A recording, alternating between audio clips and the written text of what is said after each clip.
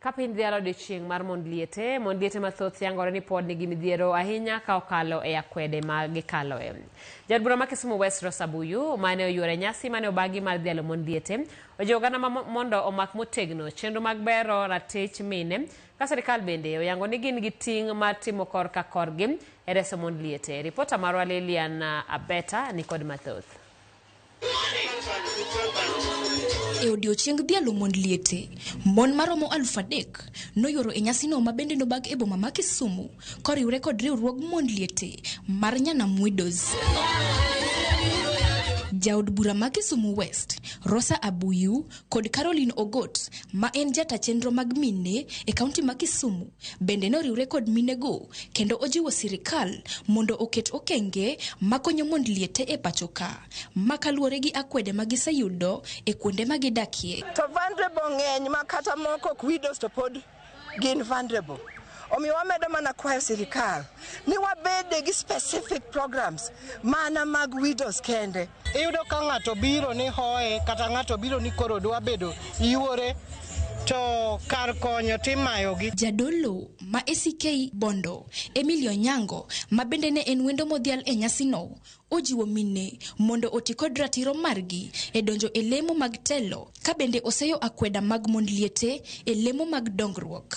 Iwachoga ni widows nyaka teri e kibed go authority mar timo gimoro. E pinje luo ne onge wach sexual cleansing of widows. Ni ka jaodi otho to koro igak.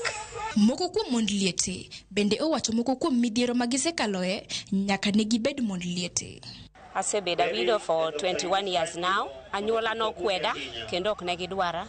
Noyudo kana konyo tich e kanisa moro puonjo nyithindo, to kane jaoda osetho ne gikweda kendo ne giwacho ni ka dhi chwado ka bro puonjo nyithindo kanyo to abo chwado nyithindo brotho according to the tradition. Koro nawuok kanyo mana achako kara. Nadak e loans, ngimana nodak e loans. Koro nana mama loans throughout.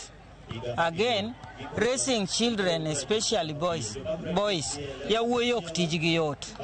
Ka gichopo e adolescence, koro tijgi tek kabisa, gilok kata nyiri.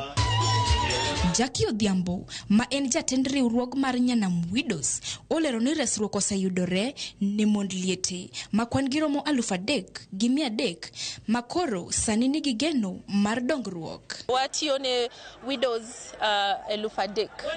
E Nyanam ka indiwa ok waluong widows ni mond liete nikech wachoga ni liel ok nyal bedo gi chiege. Koro waluongo widows ni mond ruoth kata mana miyo ma jaode osenindo. Koro kaka Nyanam mane tijwa mwatiyo watego mon ma joutgi osenindo mondo bed jotelo makare makelo lokruok mabeyo e udigi to kod e gwengegi kuma giaye. E dhialo odiochieng' mond liete, mor gi hilo opong'o wengegi kendo kwayo gi maduong' ne jopiny en mondo kik kwedgi makalure ni gin bende gin gi duol e alwora margi. Lilian Abeta, Ramogi TV, Kisumu.